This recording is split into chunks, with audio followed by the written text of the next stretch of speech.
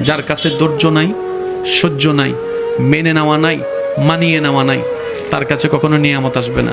এই ক্ষেত্রে আমাদের অনেকের মনের একটা চাপা প্রশ্ন থাকে, জানতে চাওয়া যে ধৈর্য তো অনেক ধরেছি, আর কত ধৈর্য ধরব, সহ্য তো অনেক করেছি, আর কত সহ্য করব। হাজার দিকে উত্তর না গিয়ে একটা উত্তর দেওয়ার চেষ্টা করি, মাথায় এবং মনে বসিয়ে রাখবেন যদি ভালো লাগে। ধৈর্য ততক্ষণ ধরব যতক্ষণ আমাদের রব খুশি না হয়। সুবহানাল্লাহ। যতক্ষণ রব খুশি না হবে ততক্ষণ ধৈর্য, ততদিন ধৈর্য, তত মাস ধৈর্য, তত বছর ধৈর্য। কারণ আল্লাহ তাআলা জানেন কখন নিয়ামত দিলে আমাদের জন্য ভালো হবে, এটা আল্লাহই ভালো জানে।